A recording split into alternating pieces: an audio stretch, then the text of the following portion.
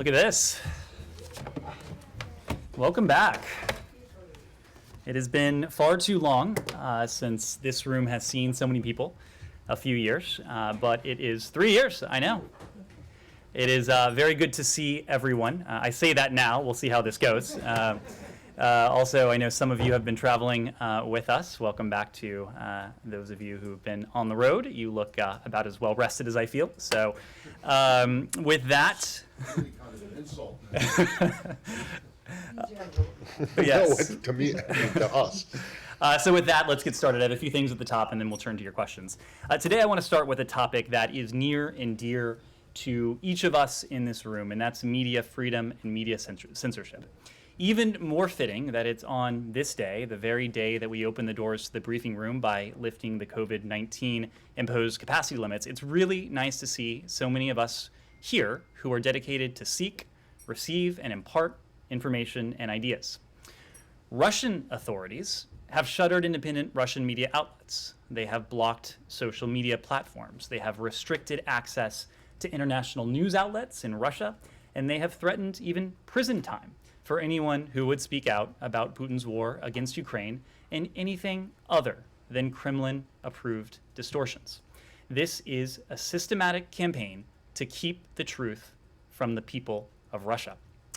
An all-out effort to control what people in Russia believe they know about the world and what the world knows of them. Even before their most recent actions to restrict the flow of information, the Russian Federation widely controlled media and harassed independent journalists. While President Putin accuses us of peddling fake news and Russophobia, the US and international media, all of you in this room, provide a broad range of factual reporting because we believe, you believe, in the importance of free and independent media. While Russian government officials peddle their propaganda and try to explain the Kremlin's unconscionable actions, the Kremlin has refused to allow its own people to access to information and diverse viewpoints, despite our very best efforts.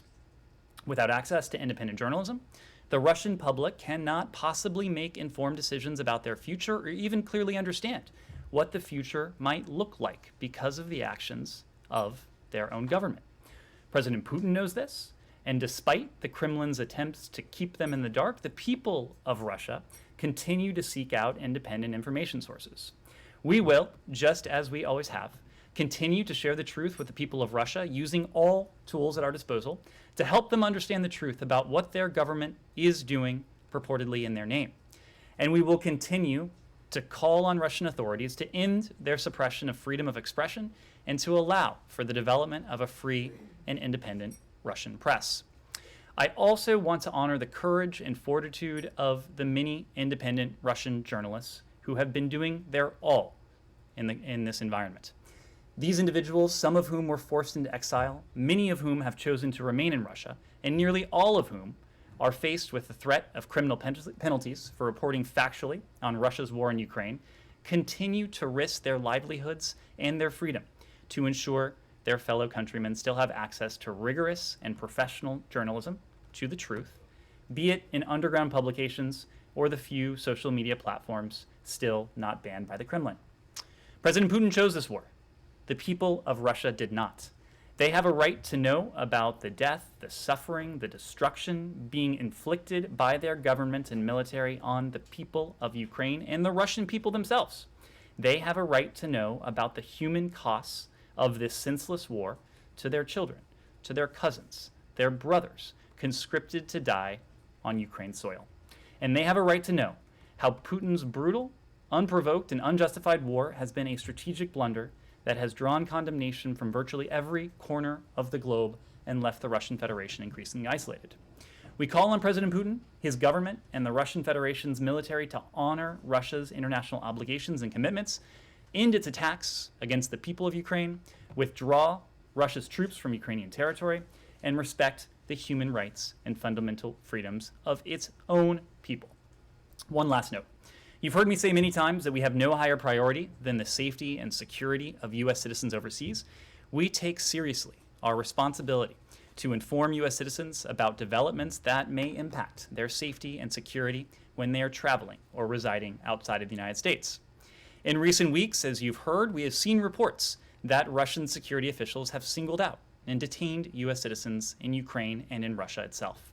We have also heard President Putin denigrate equality, free speech, and human rights for all. For these reasons, we are warning U.S. citizens that the Russian government security officials in both Russia and in Ukraine may be singling out U.S. citizens based on their nationality. Our updated travel advisories now reflect that information. We reiterate that all U.S. citizens in Russia and Ukraine should depart immediately. Next, the United States is deeply concerned by the Tunisian president's decision to unilaterally dissolve the parliament and by reports that Tunisian authorities are considering legal measures against members of the parliament. We have consistently communicated to Tunisian officials that any political reform process should be transparent and inclusive and undertaken in coordination with a range of political parties, labor unions, and civil society. A swift return to constitutional government, including an elected parliament, is critical to democratic governance and will ensure widespread and lasting support for needed reforms to help Tunisia's economy rebound. And finally, on Transgender Day of Visibility today, the United States affirms that transgender rights are human rights. We celebrate the achievements and resilience of transgender, non-binary, gender-conforming persons around the world. We recognize their bravery and their hard-fought work for equality, inclusion, and the full recognition of their human rights. We celebrate the diverse expressions of gender and full diversity of gender identities around the world. We also want to highlight, as the Secretary announced in a statement earlier today, the historic milestone the Department has reached in its work to better serve all U.S. citizens regardless of their gender identity.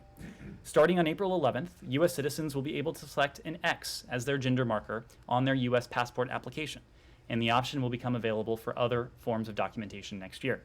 The department is setting a precedent as the first federal government agency to offer the X gender marker on an identity document. Information on how to apply for a passport with this new option can be found at travel.state.gov/gender. Today and every day, we reaffirm our commitment to promoting and protecting the freedom, the dignity, the equality of all persons, including transgender, non-binary, and gender non-conforming persons around the world. So with that, happy to take your questions. Thanks, Ned, and welcome back to you too. Just a technical thing.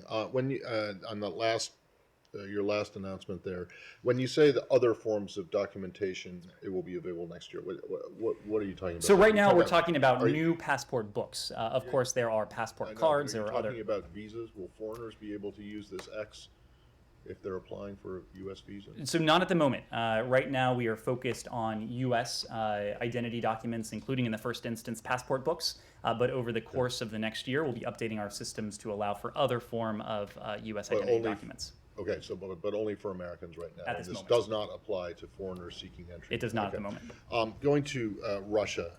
Yesterday, officials here, both on background and on the record, talked about how the intelligence suggested to them that President Putin was being misled by his top advisors, not getting a full picture of what's going on in Ukraine. Today, following up on that, the president, in comments he made just a little while ago, said that there were indications that some of Putin's top advisors had been either detained or put under house arrest. I'm wondering if you can expand at all on that. Who is he talking about? And while I think it's doubtful that you'll get into the reasons, the information that you have as to why he would say, the president would say that, more broadly, do you think you have good visibility into what's going on behind the walls of the Kremlin? Because the Kremlin spokesman, I suppose predictably, said you don't have a clue. Well, Matt, I think I'll start with that final question. And I will somewhat reluctantly harken back to an exchange you and I had several weeks ago when we laid out, and Secretary Blinken later laid out before the UN Security Council, what we expected the Russian Federation to undertake in advance of what we were concerned were imminent plans for a Russian invasion. We talked about provocations. We talked about false flags. We talked about potential efforts on the part of the Russian government to induce a provocation that they would then point to as a pretext for invasion. We talked about dramatic meetings of the Security Council in Russia. We talked about the Russian Federation's efforts with the so-called People's Republics in Donetsk and Luhansk. There was some skepticism expressed at the time. I think that history has shown that the playbook we laid out, and I say this with a degree of lamentation because we wish it weren't the case, the playbook we laid out did in fact come to fruition. So anyone who doubts the level of information, the ability that we have to garner insight into what is going on inside Russia, and even within the various policymaking apparatuses, need look no further than what we said publicly and what has since transpired. When it comes to the reports that we've seen, we have seen reports that various Russian officials have been sidelined, are estranged, have been essentially put on ice, or, as the president alluded to, have even been placed under house arrest. Now, again, we're not going to go into the details of that or the rationale for that, but it would be quite consistent with what you have heard us say over the past 24 hours or so. We have reason to believe that President Putin does feel misled. President Putin, if you look at the track record over the course of the past 5 or so weeks, clearly made several miscalculations. He miscalculated that his forces would be able to enter Ukraine without facing stiff resistance from the Ukrainian people. He miscalculated if he thought, as we believe he did, that his forces would be able to take major urban centers like Kyiv within a matter of 48 or 72 hours. He miscalculated if he thought that we were bluffing when we said we would impose massive and unprecedented consequences on the Russian economy and the financial system, doing that with our partners and allies. And he miscalculated if he thought his actions would not earn his country a pariah status. All of those things have come to fruition. Now, it is true that we believe President Putin feels misled at this very moment. I think there is good reason to believe he may feel misled even prior to the invasion. Why else would he undertake an invasion that was quite clear, would precipitate a whole series of consequences that we laid out in advance? He clearly miscalculated if he thought his forces would be able to achieve a quick tactical victory. So there is good reason to believe that President Putin hasn't been garnering the best information. This is not, in some ways, a situation that is unique to Russia. This is what Secretary Blinken likes to say is the Achilles heel of autocracies around the world. Autocrats like President Putin tend to instill fear, intimidation in those around them. They may not, as a result, hear the unvarnished truth, the unvarnished assessments that their advisors may otherwise share. Let me just play one thing. The exchange that you refer to that you and I had was about one specific piece of your analysis, which in fact has not come to pass, and it may very well still, but that specific piece that we had that exchange about, that hasn't happened. But anyway, regardless of that, you talk about, we have seen reports about people being arrested and silent. What, public reports? These are public reports. These are the same reports that some of you have asked me about before. But presumably there is more to it than that for the president to come out and say, we have indications that some people have been sidelined or detained or put under house arrest. Right now, we're speaking to public reports that many of you have asked me about before. So there is no other underlying intel? I am just not speaking to intelligence in this case, if we're in a position to I have one more, it's super brief. And we do need to move around the room a little bit more now that we have a full house. Let me just ask you, one top advisor, or allegedly a top advisor to President Putin, who has not been detained or has not disappeared or not, been put under house arrest, is the Foreign Minister Lavrov. He was in India. He was in China yesterday. He's in India today, doing very public things. And I'm wondering, as it relates to his visit to India and the Secretary's call to the Indian Foreign Secretary just yesterday ahead of that visit, if you guys have any specific concerns about what the Indians might be doing as it relates to Russia. Different countries are going to have their own relationship with the Russian Federation. It's a fact of history. It's a fact of geography. That is not something that we are seeking to change. What we are seeking to do, whether it is in the context of India or other partners and allies around the world, is to do all we can to see to it that the international community is speaking in unison, speaking loudly against this unjustified, unprovoked, premeditated aggression, calling for an end to the violence, using the leverage that countries, including India, have to those ends. There are countries that, by dint of their longstanding relationships with the Russian Federation, are going to have, in some ways, even more leverage than countries closer to us will. And that is all well and good. We understand that. What we are asking for, what we are calling for, is that all countries use the leverage that they have to make sure that that message is coming across to Vladimir Putin loud and clear. Andrea. Well, I'll come. On the intelligence, I'm sorry, very quickly. Now, you're saying that is intelligence or that just speculative reports? Because if it's intelligence. Sorry, which element, Saeed? On the fact that Putin is not getting the proper picture. If it's a human intelligence, you guys would be compromising whoever providing that human intelligence is. And if it's speculative, it remains. It is. I can tell you this, Saeed. It is not speculative. As you know, since this military buildup, what was initially a military buildup, began last November, we have consistently declassified information. Secretary Blinken first started speaking about this publicly last November, I believe in the first instance, standing next to his counterpart from Ukraine, Foreign Minister Kuleba, on the 8th floor of this building. Since then, we have consistently declassified information. Believe me when I tell you, it would make my job much easier if I could tell you precisely how we know things, when we came into possession of these things, precisely the sourcing behind it. Obviously, we can't do that. Every time we declassify information, we do so with an eye to protecting sources and methods. So when you hear something from us that is predicated on intelligence information, it is going to be a very distilled down version of what we have. Andrea. Let me ask you about the President's decision today on the Strategic Petroleum Reserve, which is in response to what the White House is calling the Putin price hike. And you've just come back from a trip where there seemed to be very positive relations with the Emiratis and the Secretary.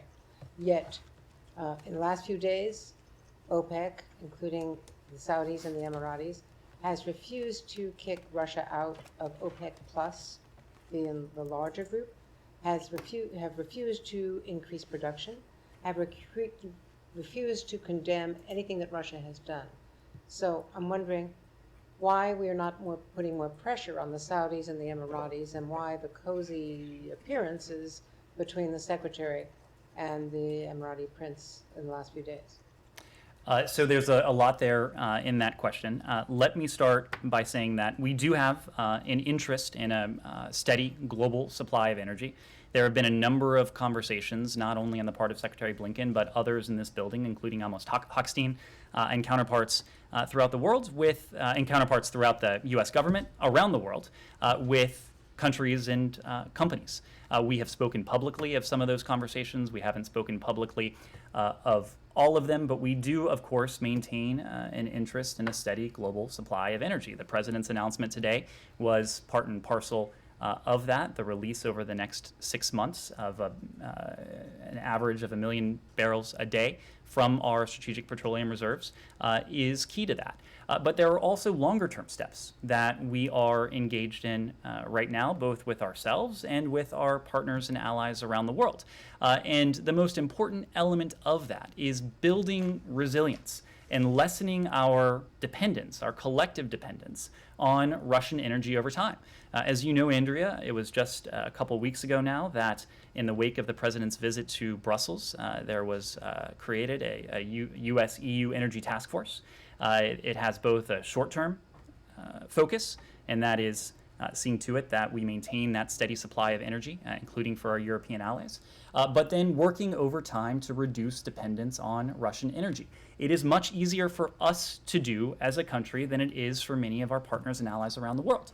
That is because we're an energy producer. We have energy infrastructure in this country that is well developed to the extent that many, if not most, of our colleagues around the world do not. That applies to Germany as they transition, and that's a long-term issue, but the war is now.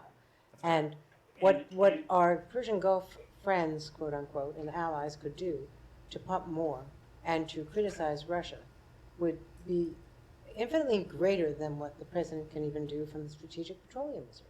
Andrea, we are not, as you know, a member of OPEC or OPEC Plus, but we do engage regularly with members of OPEC Plus. That includes our partners in the Gulf. We have had conversations with them about our interests in a steady supply. With their response? Andrea, it is up for them to decide what OPEC does, what OPEC Plus does. The point of our conversations has been to express our interests in a steady global energy supply. You know that the Secretary earlier this week did have an opportunity to meet with the Crown Prince of Abu Dhabi, Mohammed bin Zayed. It was, I think you have heard from us and from our Emirati partners, a truly excellent discussion.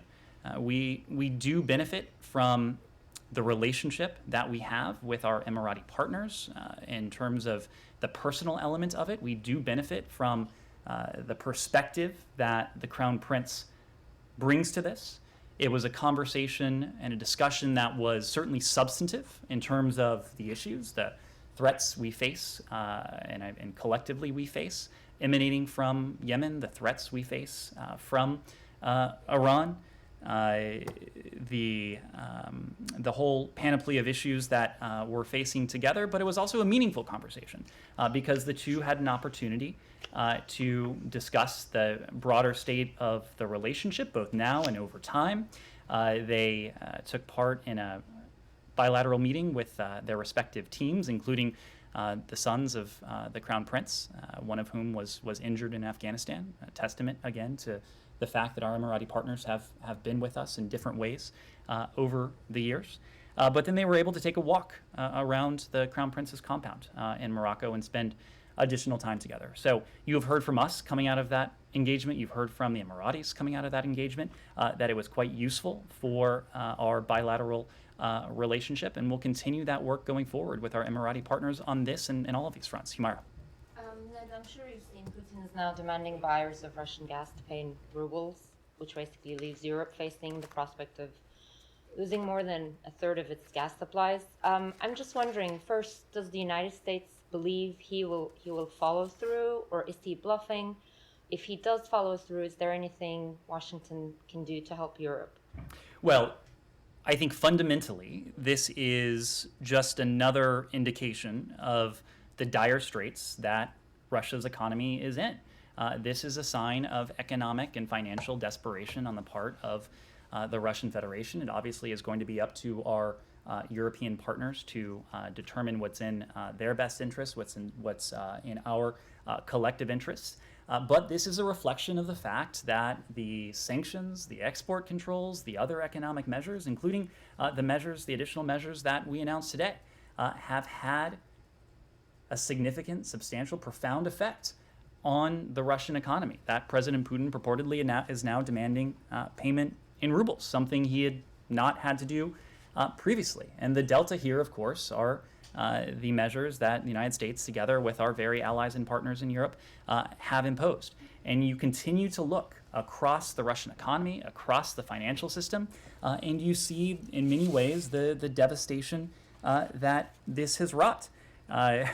You also get a sense of the draconian measures that the Russian Federation is resorting to in order to, in some ways, artificially prop up its economy, prop up its financial system. Russia specifically is closing off many avenues for people to get rid of their rubles. And again, this is another reason why they want to see these payments in rubles. Russian authorities have barred banks from selling dollars to customers. The brokerages are not allowed to let foreign clients sell securities. But do you think will they follow through, or is it a bluff?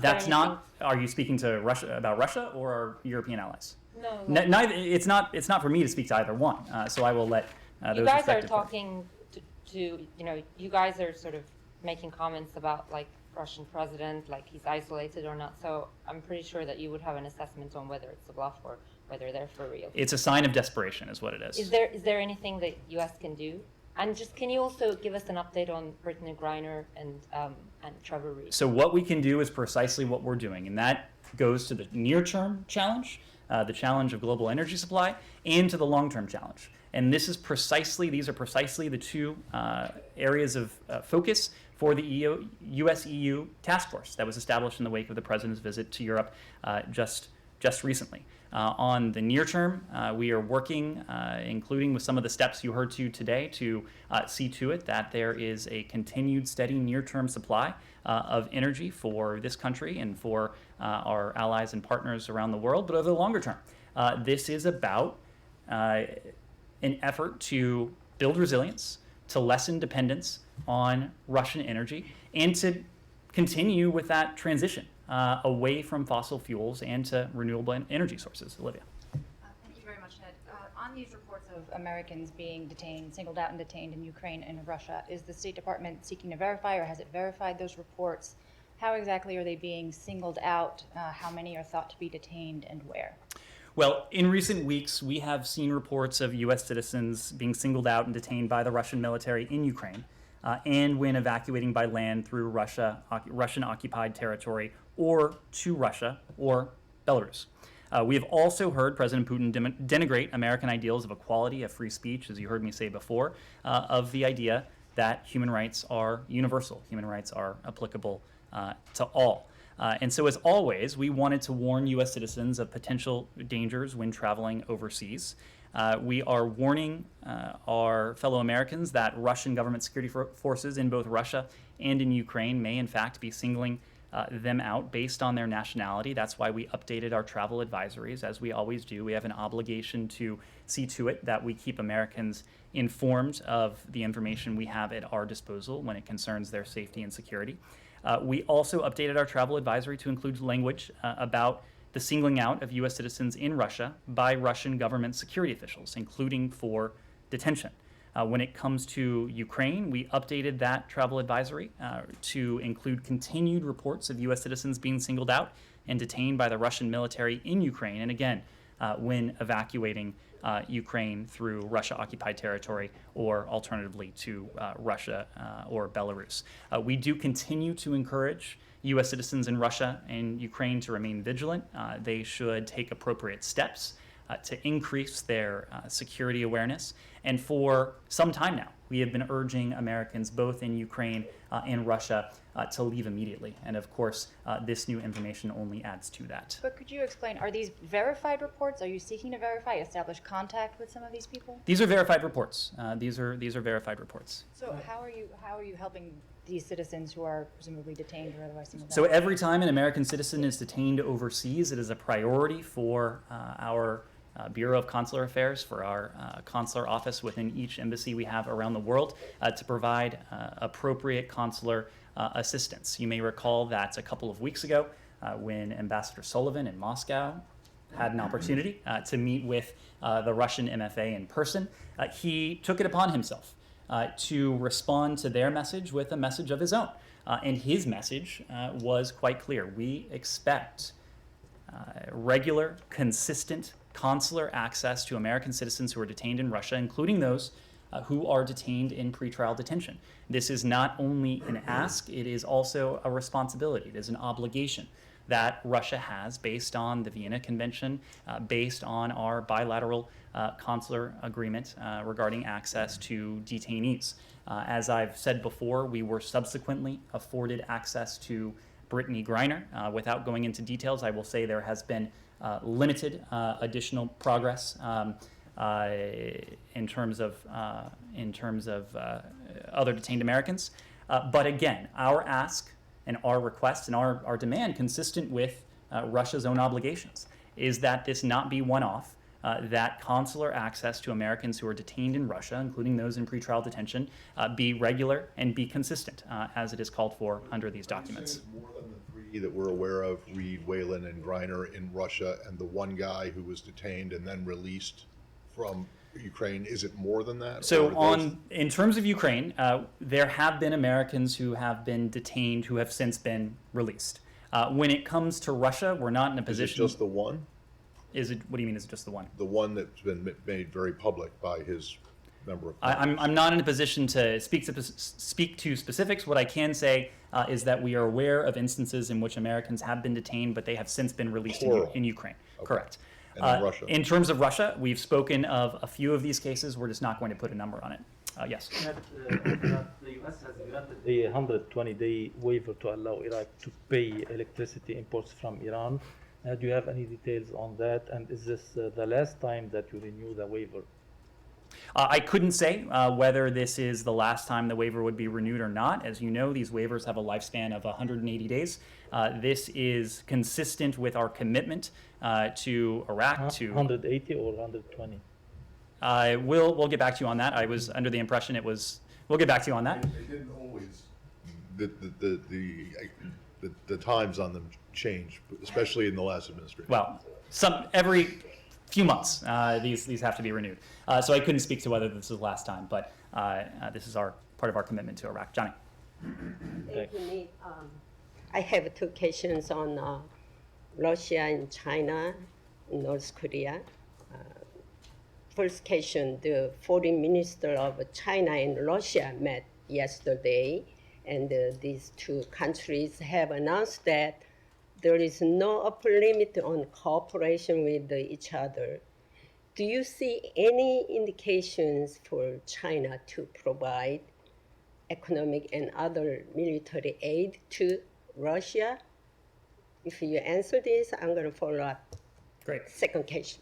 So on your first question, we've heard this expression before. I believe the terminology that was used in the 5,000-word joint communique between these two countries several weeks ago now was a friendship without limits. Now, that can be a friendship without limits if the PRC is willing to admit that everything it has stood for on the world stage in recent years and decades means absolutely nothing. If the concept of state sovereignty, if the concept that it has, the principles that it has consistently espoused, territorial integrity at the UN and in other fora, if those mean anything to the PRC, then I suspect this will be a friendship that may in fact have limits. What we've said is that we are going to continue to engage our counterparts in the PRC to make very clear to them as part of our bilateral engagement, a bilateral engagement that is predicated and focused on establishing guardrails so that the competition that dominates our relationship doesn't veer into something worse, including conflict. We have, in a number of engagements, including the National Security Advisor's engagement with Yang Jiechi, including with President Biden's engagement with President Xi just after that, made clear that there would be implications, profound implications, for any PRC decision to support Russia's war efforts in Ukraine. We said we're going to be watching very closely. We are watching very closely to see exactly what the PRC may decide to do or may not decide to do in this case. Thank you. And the second question, the adoption of UN Security Council resolution on North Korea is often rejected due to opposition from China and Russia. This cannot deter North Korea's continued provocations. Don't you think there must be a change in the role of the UN Security Council resolutions? I am not prepared to speak to any position we have regarding the change in a potential change in the UN Security Council. But what I can say is that in response to the DPRK's provocations in recent days and even longer, we have engaged, yes, at the UN, including in the Security Council, but we have engaged with our allies and partners around the world on a bilateral and multilateral basis. That starts with our treaty allies in the Indo-Pacific, two of whom, Japan and South Korea, we work with incredibly closely on the challenge that is presented by the DPRK's provocations, the challenge, the threat to international peace and security that is posed by its ballistic missile and nuclear weapons programs. Secretary Blinken spoke to his Japanese and South Korean counterparts. Deputy Secretary Sherman has had similar engagements. Sung Kim, our special representative for the DPRK, has had engagements as well. We have done this bilaterally, but as you know, Johnny, we've also focused on our trilateral engagement, and Secretary Blinken at that level last had an opportunity to meet together in a trilateral format with his Japanese and South Korean counterparts just a couple of months ago now in Honolulu, Hawaii. It was an opportunity to send a very strong signal that we stand with our allies in the Indo-Pacific, that there will be consequences, continued consequences and accountability for the DPRK's provocations, whether that is in terms of our own national authorities, sanctions that we can put forward ourselves, whether it is in terms of additional UN Security Council sanctions, but also to make very clear that responsible countries around the world should feel an obligation, should be obligated to stand up to threats to international peace and security. That is especially true of permanent members of the UN Security Council. The UN Security Council is the world's preeminent venue for dealing with threats to international peace and security. So when we're confronted with one, we do expect and we do hope that fellow members of the UN Security Council respond appropriately. I have a follow-up on North Korea. Sure. So, I mean, like North Korea keep, raising tensions. I mean, they're preparing for a nuclear test or even submarine launch missiles. So North Korea keeps raising tensions, but your responses have not really been changed. I mean, besides condemning North Korea publicly, coordinating with allies, imposing unilateral sanctions, what else can you do? I mean, as Johnny mentioned, I mean, China and Russia are opposing new measures through the Security Council. So you're right that we have continued to place additional pressure on those responsible for the proliferation of ballistic missile technology, nuclear advancements in the DPRK. We have announced additional sanctions against those proliferators even in recent days. Sanctions on the part of the United States, on the part of our partners and allies, is one important ingredient. We have also taken necessary measures to ensure the security of our homeland and the security of our treaty allies as well. Recently, U.S. Indo-Pacific Command ordered intensified what we call ISR, that is intelligence, surveillance, and reconnaissance collection activities in the Yellow Sea, as well as enhanced readiness among our ballistic missile defense forces in the region. And just after that, the Department of the Treasury, as I alluded to before, announced new actions to help prevent the DPRK from accessing foreign items and technology that enable it to advance its prohibited weapons programs. So we can do all of these things. We can hold the DPRK accountable. We can take necessary measures when it comes to deterrence and defense. But we can also signal very clearly, as we continue to do, that we are open to dialogue, that we are open to diplomacy, that we harbor no hostile intent towards the DPRK. And in fact, to the contrary, we believe that the responsible thing to do would be to discuss the North Korea's, the DPRK's ballistic missile and nuclear weapons programs in the diplomatic context. Now, of course, the DPRK hasn't responded affirmatively to that just yet. That certainly doesn't mean that we are sitting on the sidelines, twiddling our thumbs, waiting for them to come to us. We are focusing on the relationship that we have with our treaty allies, focusing on the bilateral element of that, focusing on the trilateral element of that when it comes to the relationship with Japan and South Korea, and working on those measures of accountability.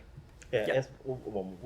So as we will see South Korea's President-elect Yoon Suk-yeol taking office in May, so will there be any changes in responding to North Korea? I mean, some expect there will be a resumption of U.S. ROK, large-scale military exercises, and a stronger stance toward North Korea. So what would you say about that? I am not in a position to offer anything from here as to how the ROK's position towards the DPRK may evolve with the new administration. One thing I am confident will not evolve, that is our ironclad alliance with the ROK. We will continue to have an incredibly close alliance with our South Korean partners. It is an alliance, it is a partnership that transcends administrations, whether in this country, whether in the ROK, whether in Japan, for that matter, in the trilateral context. Yes, Ben. Thanks, Ned. Just going back to Mr. Lavrov's visit to India, in response to Matt's question, you said you'd like to see countries use any leverage they may have against Russia, but there's been some reporting that on this visit, the two countries could discuss some kind of rupee ruble payment system that would undermine sanctions. So I'm just wondering, have you seen these reports? And then if India doesn't use any leverage it might have, could that have any negative consequences on the Quad, coordination among the Quad countries? What I would refer to are Indian partners when it comes to any such rupee ruble conversion that may have been discussed. When it comes to the Quad, one of the core principles of the Quad is the idea of a free and open Indo-Pacific. That is specific in that context to the Indo-Pacific, but these are principles, these are ideals that transcend any geographic region. And part of the reason why these four countries came together is we have a global interest in a world order that is free, that is open, in which countries, large and small, play by the rules. So it is not in our interest, it is not in Japan's interest, it is not in Australia's interest, or it is not in India's interest to see flagrant examples of countries, whether in Europe, whether in the Indo-Pacific, whether anywhere in between, flagrant examples of countries flouting, violating that rules-based international order. That is something that the Quad will continue to stand for. It is something that has featured in recent joint statements from the Quad as well, and something that I do not think will change. Yes. Thank you. Russian South Ossetia is holding a referendum to fully join Russia. What is the State Department's position on that? Well, when it comes to Georgia and South Ossetia, we condemn Russia's ongoing occupation of parts of Georgia. We call on Russia to cease its occupation of the Georgian region of Abkhazia and South Ossetia and fulfill its obligations under the 2008 ceasefire with Georgia to withdraw its forces to pre-conflict positions. Neither de facto authorities nor the Russian government have the right to make decisions about the future of South Ossetia, which is part of Georgia. Just as the United States did not recognize Russia's illegal seizure and attempted annexation of Crimea in 2014, and just as we did not recognize the Kremlin's cynical attempt to recognize independence of the so-called DNR and LNR in eastern Ukraine just before it launched its unprovoked invasion of Ukraine, we will not recognize the results of any effort by Russia or its proxies to divide sovereign Georgian territory.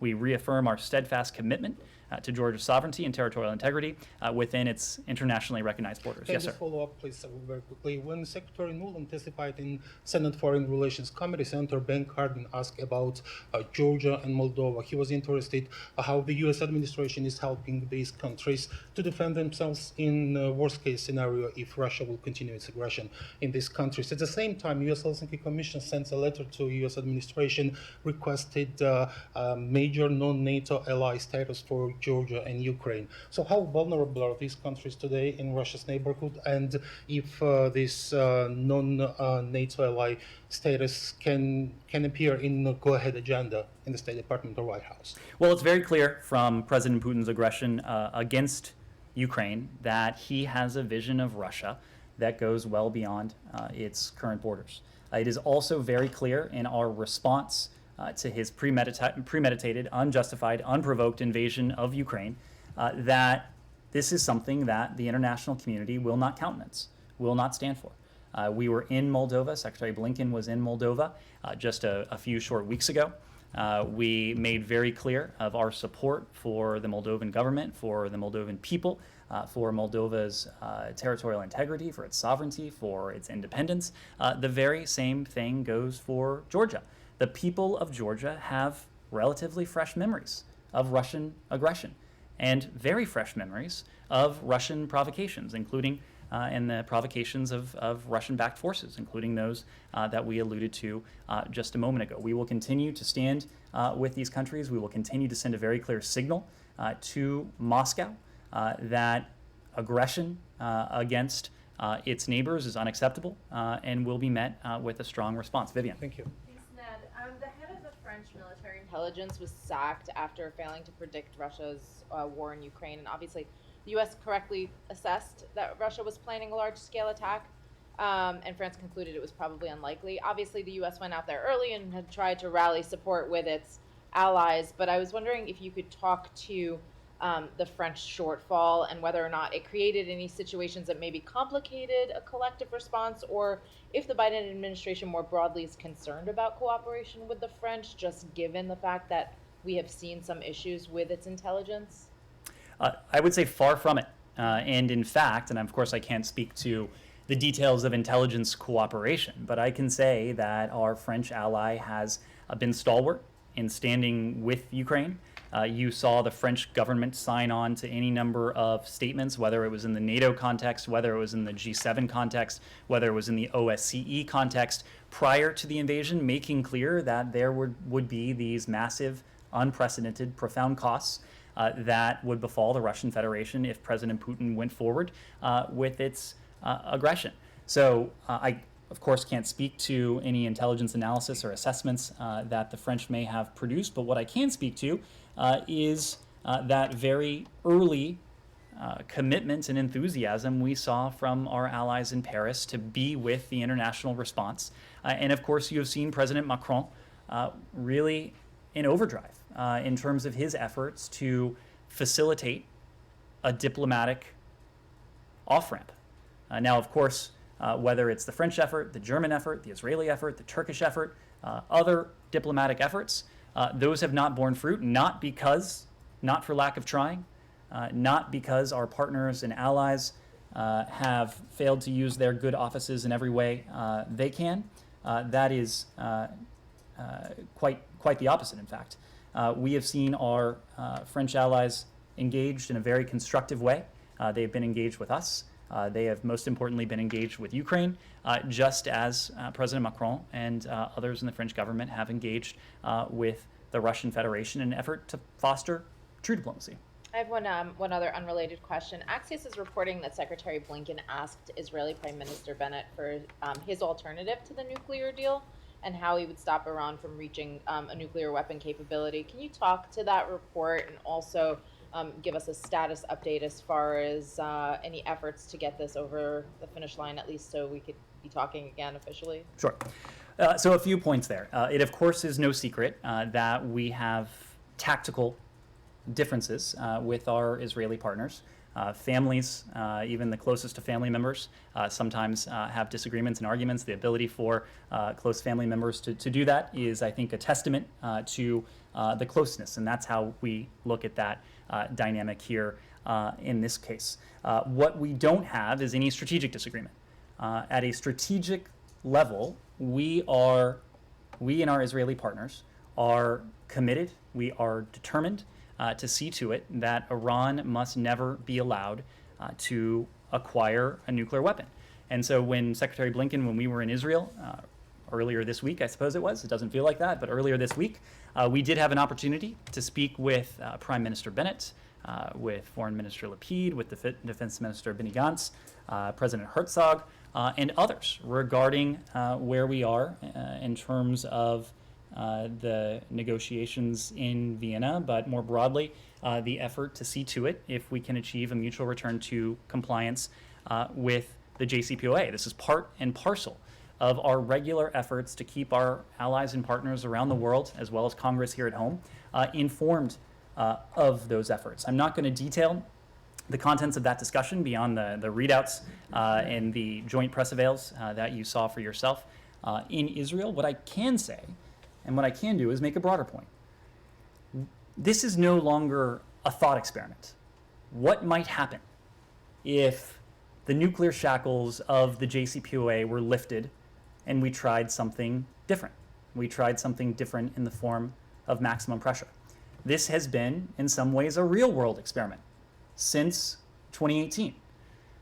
In 2018 and in the months before, we were told a number of things about what abandoning the JCPOA, which was working according to our intelligence community, according to this building, according to international weapons inspectors, but we were told a number of things that we were assured would happen if the United States abandoned the JCPOA and pursued another course. We have been pursuing that other course since then.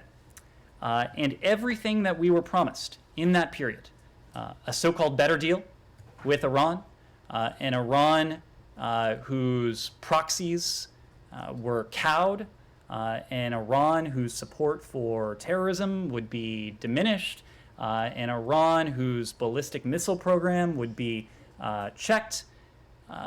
All of those things turned out not only to be not true, but in almost every case, the exact opposite has come to fruition. Iran's nuclear program, most concerningly, has galloped ahead. A breakout time that was measured when the JCPOA first went into effect at 12 months is now down to a time period that can be measured in weeks.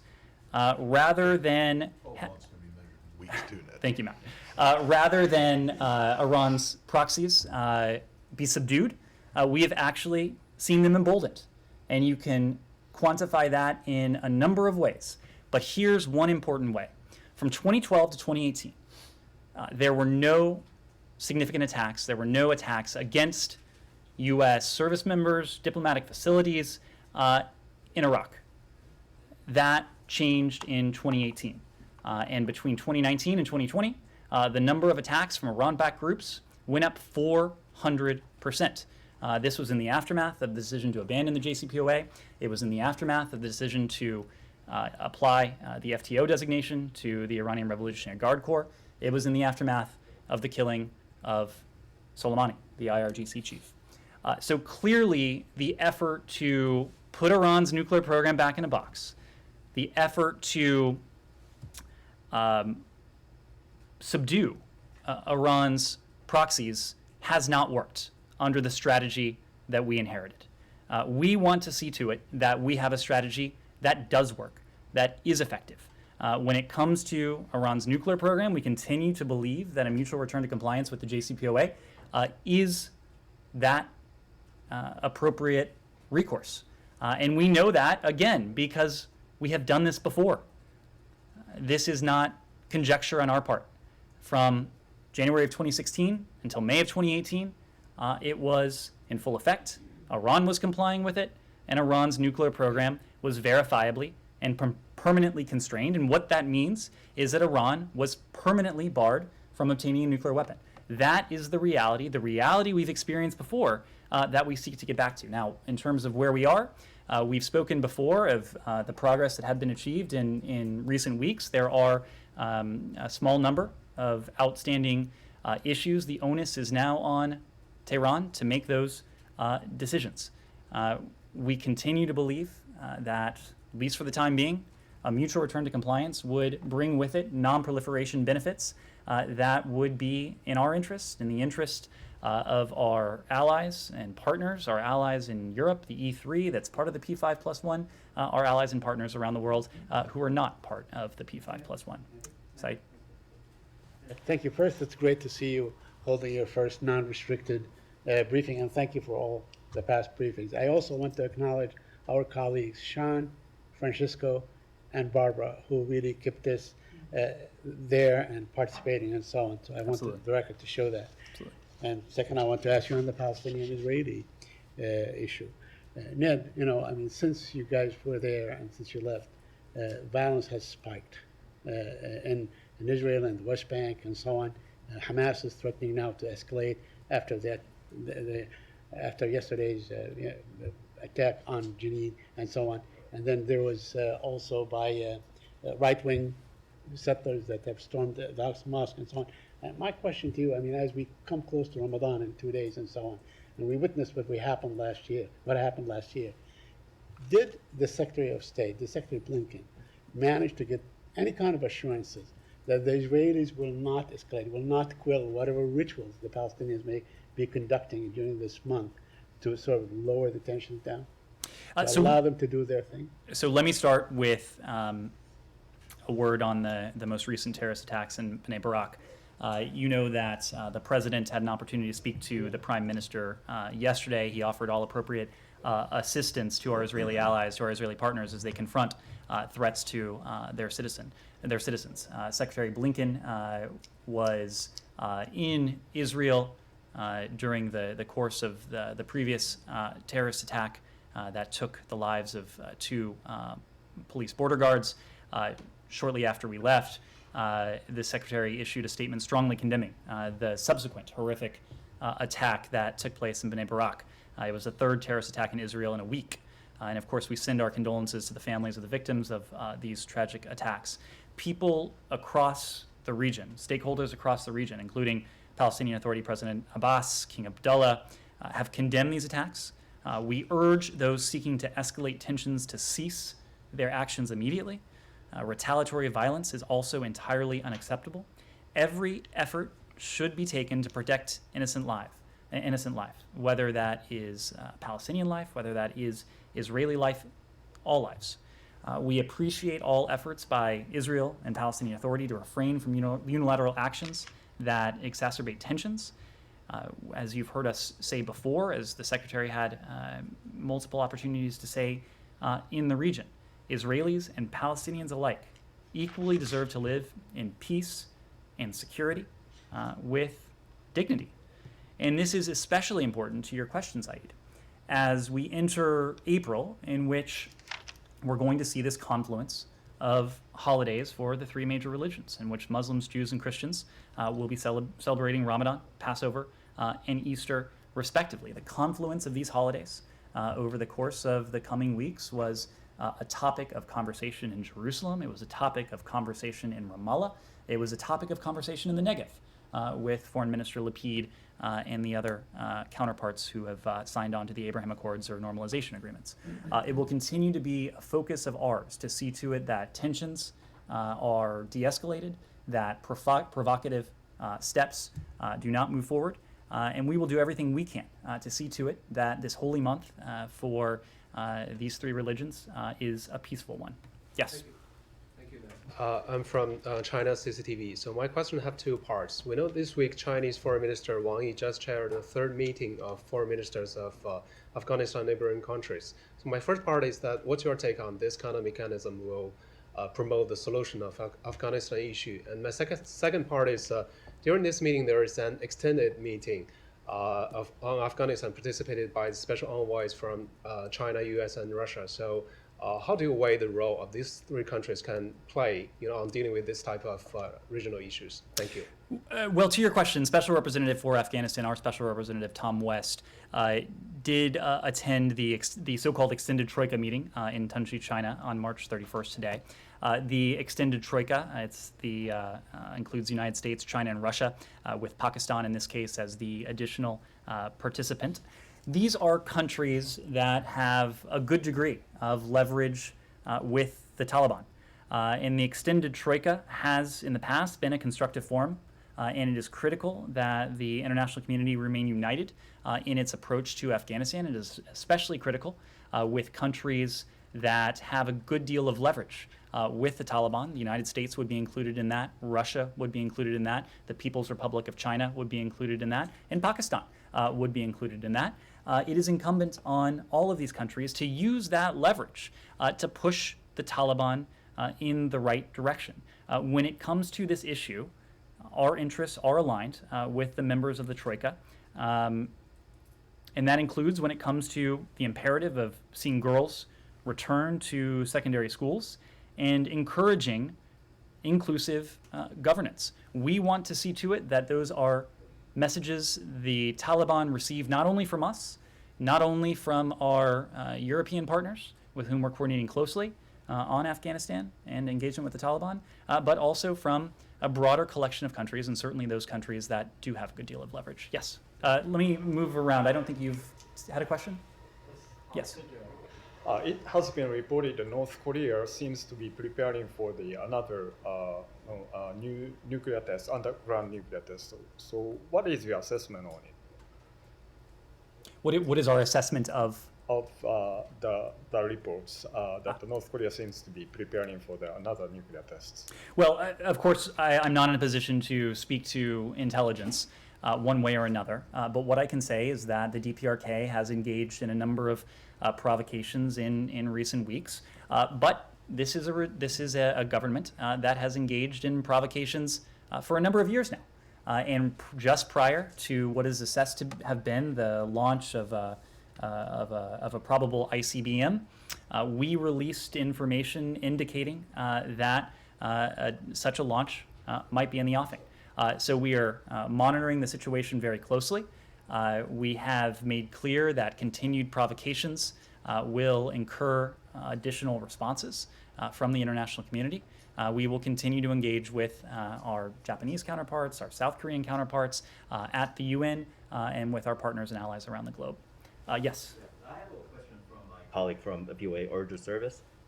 Prime Minister of Pakistan, Imran Khan, said in his speech that there was a threat letter that purportedly shows evidence of a foreign conspiracy to oust his government.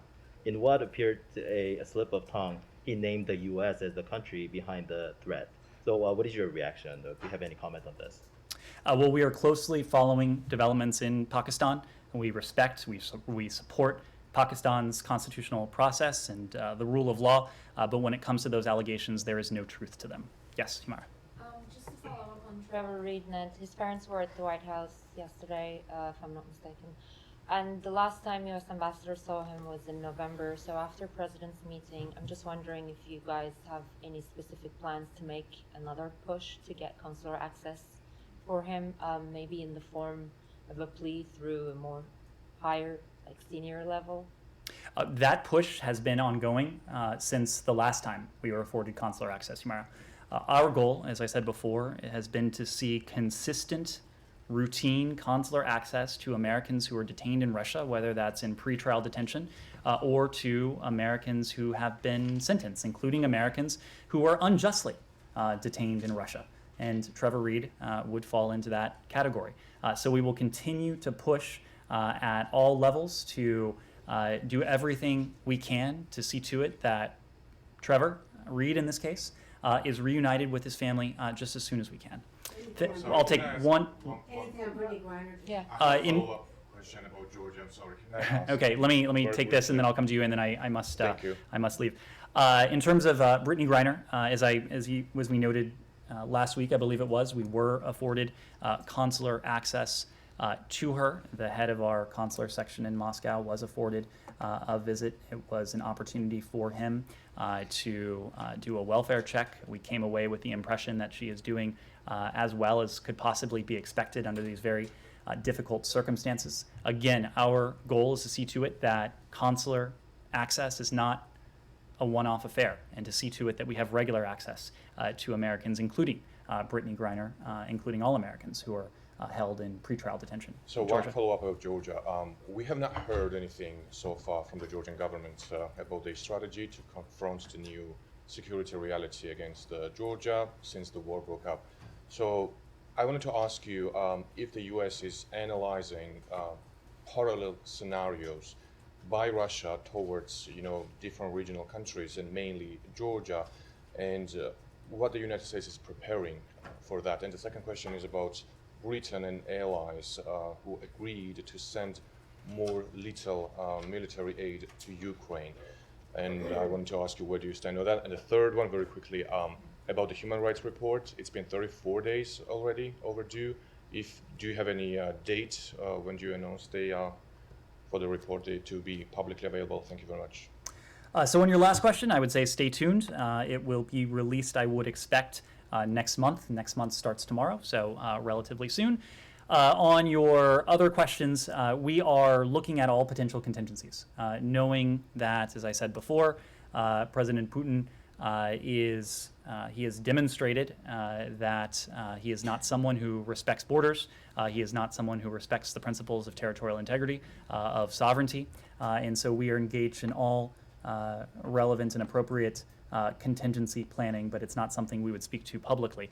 When it comes to support for Ukraine, we applaud all of those countries who are supporting our Ukrainian partners. Every member of NATO is providing support to our Ukrainian partners, whether that is humanitarian assistance, whether that's economic assistance, whether that is security assistance. More than 30 countries around the world are providing security assistance to our Ukrainian partners. More than a dozen countries have sought authorization, which we have very, very promptly granted from the Department of State to provide U.S. origin equipment to our Ukrainian partners. For our part, we have provided $2 billion to our Ukrainian partners over the course of this administration.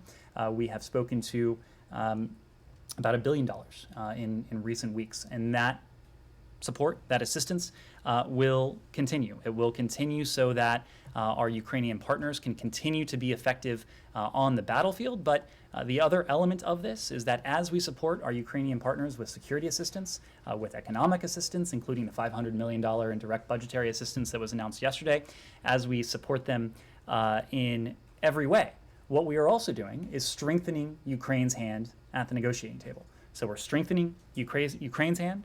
We are continuing to enact these consequential measures against the Russian economy, against the Russian financial system. So it is our goal to do everything we can to support Ukraine, to bring the parties to the negotiating table in a context that can lead to genuine diplomacy and genuine progress. Thank you all very much.